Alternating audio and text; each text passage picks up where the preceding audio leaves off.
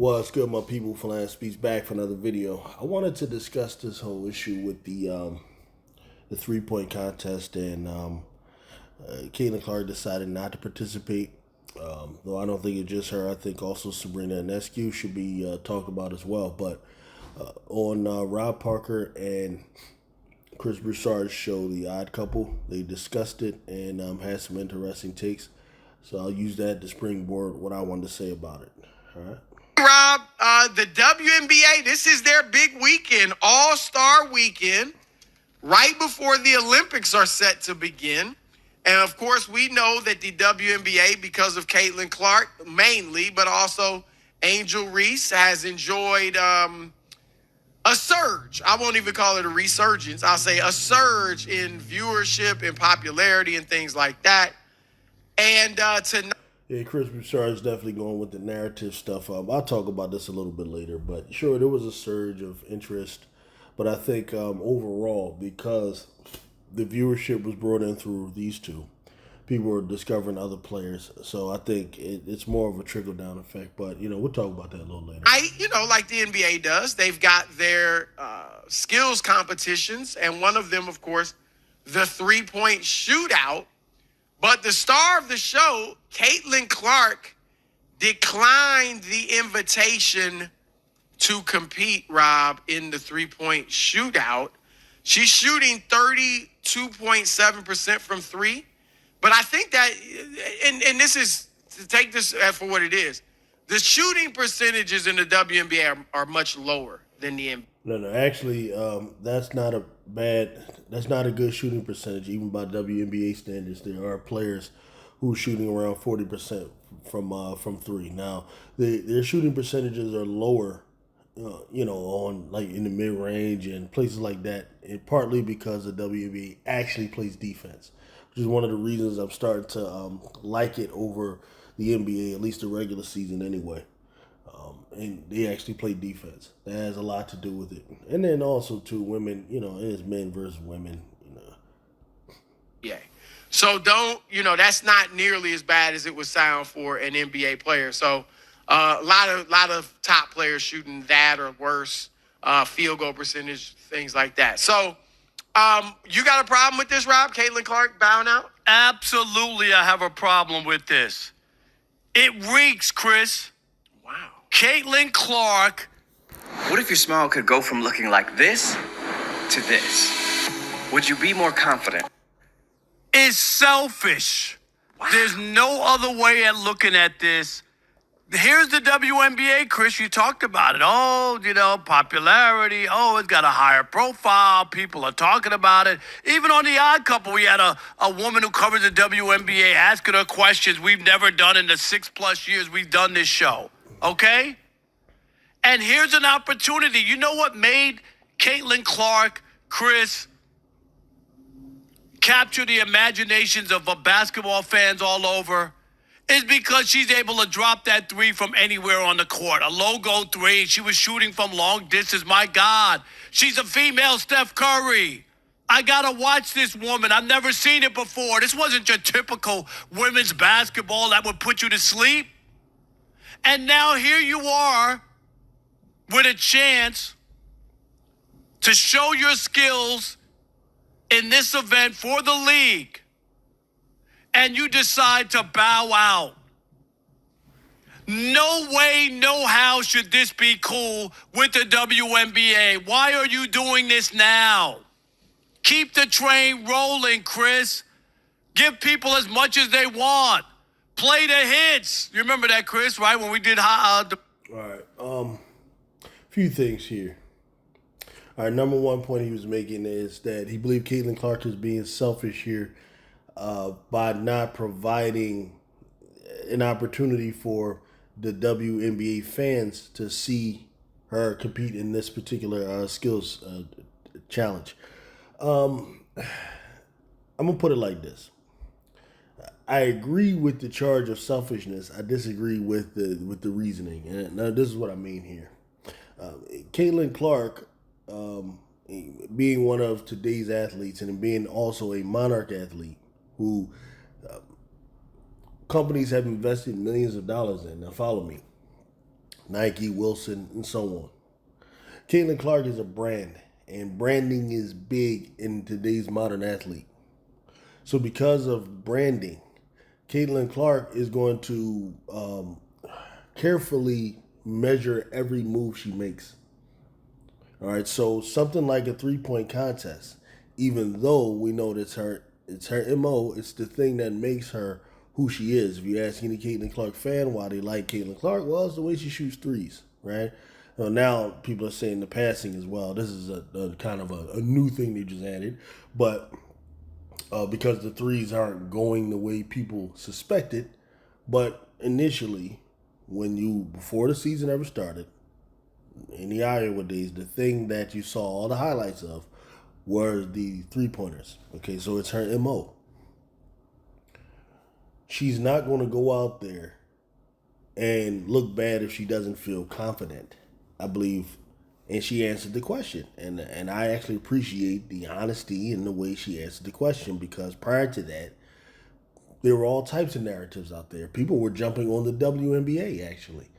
Caitlin Clark fans and these websites who just have bad intentions and who thrive off of negative content. What they were saying is that the WNBA were finding another way to not promote her, to keep her down, because they're already upset about Sabrina Ionescu winning, I think, Player of the Month or Player of the Week over her.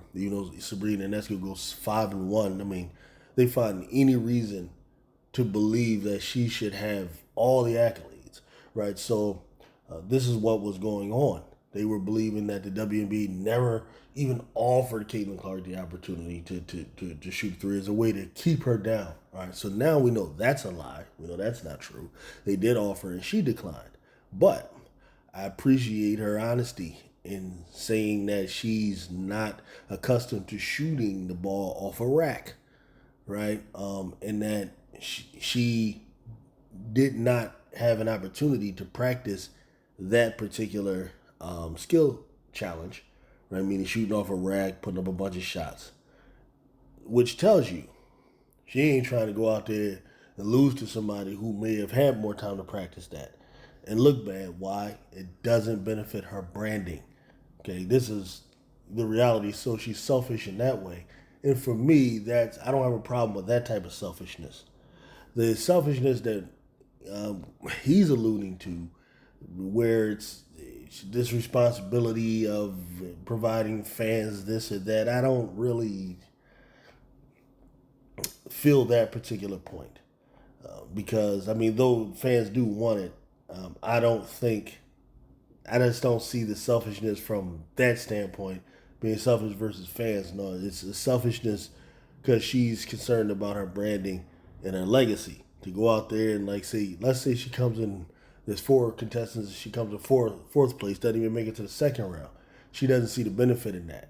And that, I can understand. Now, whether or not it's, that's what we'll start there. Embrace debate. That's play how the it is, hits. period. Yeah. Okay? Yeah. Play the hits.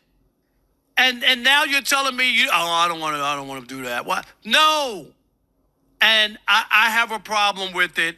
It's an event that she could possibly electrify, Chris, get more people, even more eyeballs and stuff. And remember, that I don't agree with. I think the people who are already watching the W will be the ones that are going to watch.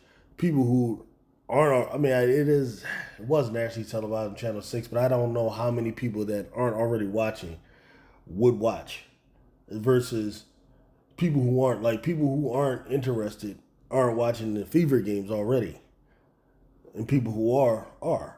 So I don't see how it would necessarily be more eyes. Unless, I guess Clark fans wouldn't have watched Alicia Gray. From that standpoint, I get it. You don't get the Clark fans to watch. I don't know about new fans. it's not just about you when you become a professional athlete. Chris, go look at some of these guys in other sports. This is your moment to try to help sell the game, right? Aaron Judge is a big star. He was in the home run derby contest. Mookie Betts. This year, was he? Not this year, but I'm saying he has done Most of the stars weren't in it this year. Right? But even I like had a bunch of, but even like tier, a lot of Mookie Betts, who's not even a home run hitter, Chris, did it. Right? I'm saying these are opportunities to sell the game. I remember at one point some people were like NBA players or I think didn't want to go to the All-Star game. No, you can't do that. That's when you sign up for this helps sells the game. And I'm just saying, she blew a golden opportunity, and this is not the Olympics. This is totally different. She gets paid by the WNBA. The WNBA needs Caitlin Clark. And you know what she did? She turned a blind eye to the league, and I think it's a mistake. Rob is crazy. I'm not going to go as far as Rob has went, but I will say this. All right. I'm giving her a pass from that angle because I do believe she doesn't feel confident enough to go out there and go at it with the women who are out there. She feels that she's at a disadvantage. I believe that. I believe what she said, okay, or her reasoning. However, if we go through year 2 and she doesn't, year 3 and year 4, then I'm going to be convinced that she's just scared. That's what'll happen. So far, I think it's too early to go that far. That she's just selfish and all of that. All right, now, Chris. Rob Parker. Stop it! Get off your soapbox. Get off your high horse. Get off your self-righteous high horse. Hasn't Caitlin Clark done enough? I mean, my goodness. The girl is carrying a whole league on her back. All right, that narrative, I hate that narrative. I hate it. It's nothing more than that narrative that I hate. And the reason being is she's just out there playing as a basketball player. It's not something that she's doing on purpose. It's not like intentional. She just joined the WNBA league, and she has a fan base. All of that is just passive stuff. It's coming as a result of her playing. It comes as a result of the situation she was in, the whole nine. People ignore the fact that her fame blew up, skyrocketed once the Angel Reese thing happened. People deny that, but it's a fact. Just the numbers show it. Numbers still show it. Okay? But all of that's just carry the league on your back and all of that. That's just, she's just doing what all of the other players are doing. Nobody can control the amount of people that want to watch her play. That's not like,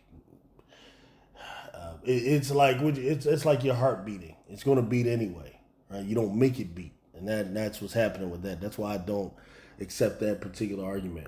And if anybody wants to dispute that, look at the numbers. Her games double the rest of the league's games as far as viewers attendance. She has the highest rated games on every network the league has ever been on.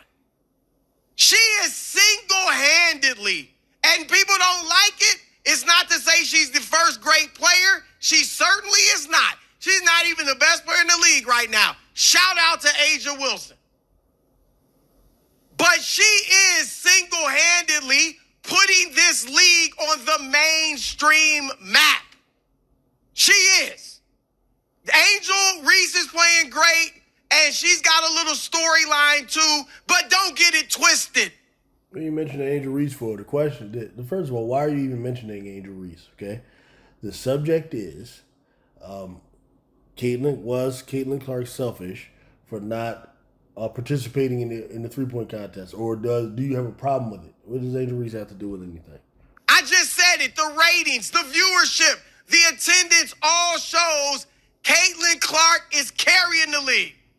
And she has gone from her NCAA season, NCAA tournament, straight into the WNBA. Now she's going to, get her first break in darn near a year, it feels like. And on top of... Yeah, that's the other part of the argument I don't get. What does a break have to do with anything? What does needing a break have to do? What does being tired have to do? No, Caitlin Clark answered the question herself. She said that she has not had an opportunity to practice that particular skill challenge. And I think that's an acceptable answer. I don't get the being tired and all of that. She runs 40 minutes a night damn near. 38 minutes. And and fans of hers brag. Like I mean, she's leading the league in minutes and all of that, which I don't see what is there to brag about, because if you getting the most minutes, you should have the best stats. All of the basketball and just carrying the league from a basketball standpoint. She's not carrying the league from a basketball standpoint. She's carrying the league from a viewership standpoint. Okay? It's not the best basketball. It's just she has the most people watching because of her story, I believe. And I really believe her Rocky Balboa story is what's carrying everyone. All right? Now, it's partly her game as well. But she's not the most entertaining player to watch, if we're going to be honest. We saw the All-Star game yesterday. The most entertaining player was clearly Enrique Mumbawale. That was the most entertaining player to watch. That I think everyone. Now I have my personal favorites. Like I believe Stewie was great to watch. I believe Asia was. I believe Reese was. Personally, I believe Alicia was as well. Because I look at the defense. I look at different things. But I'm saying Enrique because it appears that most people love the offense. Okay, that was the most. That Enrique kind of carried that game, if we were going to say. Okay, but Enrique doesn't get the viewers that Caitlyn does, and I wonder why. Right? I'm not going to mention the obvious thing, but if you look even at their college, Enrique actually won a championship in college. Caitlin Clark did not. What's the difference? Caitlin Clark's college tenure had a storyline behind it, more of a storyline. Okay, the Iowa Hawkeyes, not a major school, not a major program. Coming through, making it to the Elite Eight, making it to the finals. You have the run-ins. You have with the run-ins with the SEC. You have her losing to Angel Reese. You have the Angel Reese mocking her, which caused a storm, which was put everywhere, all over the networks, ESPN, Fox. They talked about this on the channels, talked about this on the sports stations about this incident. Okay, this is why I call Reese a marketing genius. All of those things. Okay? Whereas Riki, though she won a championship, there was no storyline there. She's not a less popular player to watch. She's not less entertaining. Of course, she didn't put up the same numbers Clark did, and it's not due to lack of ability to put up those numbers. It's that she didn't play in a system where the coach said, hey, you got to green light to shoot as much as you want. Those things are rare.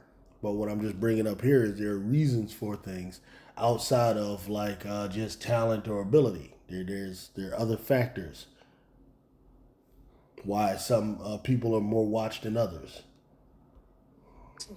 Just for, no doing of her own, had her name thrown into racial conversations, had her name thrown into conversations about sexuality. She had her name thrown into conversations about sexuality. You talking about? I'm not aware of it's that. been talked about ad nauseum. Women, athletes, non-athletes, casual fans, diehards. She has had certainly more pressure and more of a burden on her these last few months than any player in the WNBA, for sure. I don't agree with that. I don't agree with that at all. I would argue that her teammates have more pressure on them than she does, because the nature of her particular fan base is unlike others' fan bases. When Caitlin Clark loses or has a bad performance, her fans don't get on her. Her fans get on the coach. That's a real pressure. The coach. They get on Aaliyah Boston, who's actually received death threats. They get on the opponents. They get on the league around her. They will get on the commissioner for not punishing other players for playing hard against her and stuff like that. Kelsey Mitchell, they definitely get on. Nalissa Smith, they get on for everything about who Nalissa Smith is seeing outside of the game. For Nalissa Smith dropping passes, she is like in a cocoon, protected cocoon. So I disagree with pressure. I don't think she faces any pressure. She goes out there in the All-Star game and goes like 0 for 7 from 3. And all they talk about is the 9 assists or the 11 assists, 10 assists. That's all they talk about. She does not go through pressure. I disagree with that. She's in a situation where if she was playing poorly, they would say she's just a rookie. It's no pressure. She's actually playing with house money. To be honest with you, she's not expected to win that often. Not expected to win a championship. I don't see the pressure. Sorry, I just don't. I don't see the pressure. I don't agree with that. And it's arguable any basketball player in America. I say arguable. I would roast him if he tried to make that argument with me. How is she facing more pressure than any basketball player in America? What? Because obviously the NBA is such a bigger game and you know, it's so much more popular, and we're talking about them every single day. So that's why I would say, you might not want to go that far, but it's arguable because she's one player. And she's got, carried this whole league. I'm with you. It'd be nice if she was in it. But if she needs a break for a night. Not carrying the league. Okay. See, this is why I hate the carrying the league argument. Okay. You need everybody to carry a league. One person can't carry a league. And everybody in the league has power. Now, Caitlin Clark does have a lot of viewership behind her because of her Rocky Balboa story, her style of play, whatever the reason people follow her. Right? So losing that viewership, right, it turns the WNBA back into, kind of what it was, which was people say losing money. But, I mean, it was still around, right? It wasn't like they were going to go out of business, okay? They already had plans on adding 2 new teams, and all these things were already in the works. So it would just go back to that. But this is the flip side, where you believe she has all the power. What happens if the rest of the team, or the rest of the league, all the other ladies, the other 148, what if they decide to, they don't like the way they're being treated, and they decide to hold out, decide to strike, decide to stop playing, then what? Now Caitlin Clark is just the only player there. She has nobody to play against. Then what? Right? So all parties have power, respective power. So like this idea of just one person carrying it, it's a bad narrative. It needs to, and it does need to stop. All of those women can play. They can't control people who want to watch. They can't control Rocky Balboa stories. They can't control these types of things. I hate that. I hate that narrative because it's nonsense. You really think about it. I mean, on top of all I said, Rob, you know that when they started the season, her team in the first few weeks, first month of the season, played like twice as many games as some of the teams. They were just, hey, this is our new star. Put her on TV every night. Have them play games every other night while the other teams are resting. That's one reason Indiana Fever are playing better now, because they're starting to get normal breaks in between games. And she will have tomorrow night in the All-Star game against the best players in the world. I mean, not even this is like bigger than a typical All-Star game, because they're playing the Olympic team, which, just like in the men, is a dream team. All right, so before I let Rob go again, I just want to summarize so far this debate.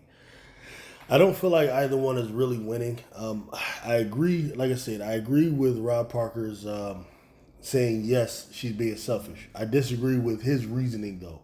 I don't believe Caitlin Clark bears this responsibility of bringing eyes to the league. But I do believe she bears the responsibility of taking into consideration her own branding.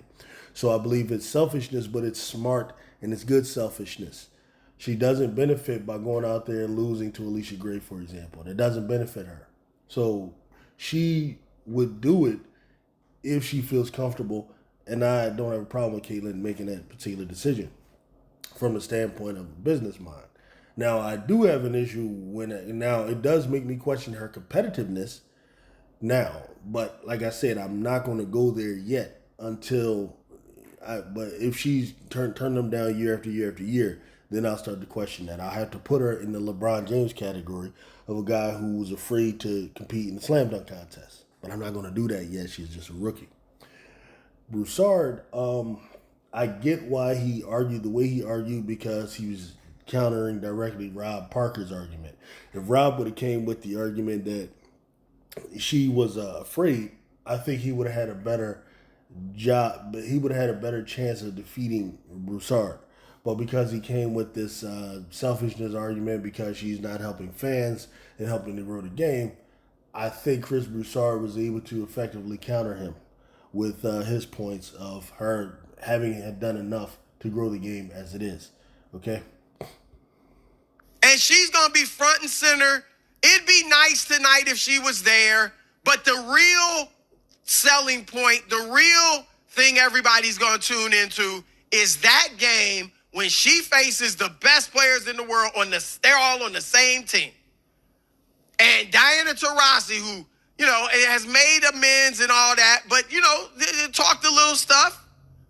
Yeah, I totally disagree with that. We already know. I already talked about that, the Diana Taurasi comments.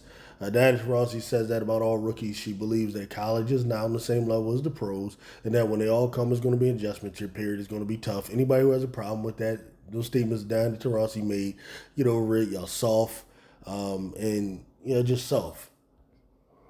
She going against her. So I just think that she's had so much on her shoulders. I am certainly not gonna jump on her for her deciding. I rather not. I don't want to do it. I think you made my case. I'm wondering if either one of them actually heard the reasoning she gave. Makes me wonder.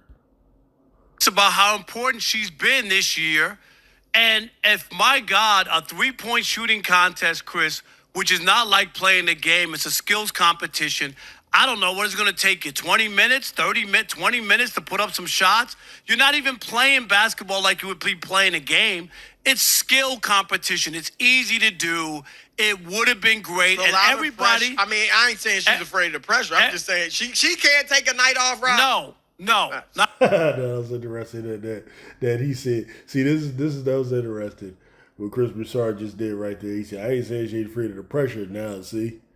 You see that? If Rob Parker would have came with the she's afraid of the pressure argument, he would have done better in this debate. Whereas because he went off on some other thing, Chris Broussard had a great chance of actually winning the debate because the Caitlyn being selfish and not helping the fans thing, first of all, isn't her responsibility. All she has to do is go out there and play basketball.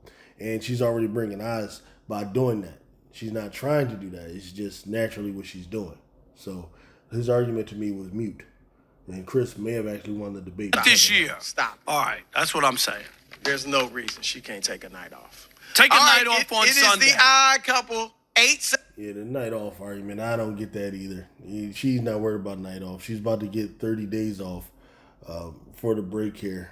She actually, from what I understand, wanted to play in the Olympics. So she's not interested in the night off. That's hogwash. But yeah, pretty much, man, that was the debate between them two, man. You brothers and sisters, man, let me know how you felt. What are your thoughts on this particular debate? Who won? How do you feel about Caitlin Clark not participating in the 3-point contest? Me personally, I feel like what I would have wanted to see was her, Sabrina Ionescu, Kelsey Plum, and Alicia Gray. Those are the 4 I would have wanted if I could have any 4 compete. I think that would have brought the most particular eyes to the sport. So just tell me what y'all think. Peace out.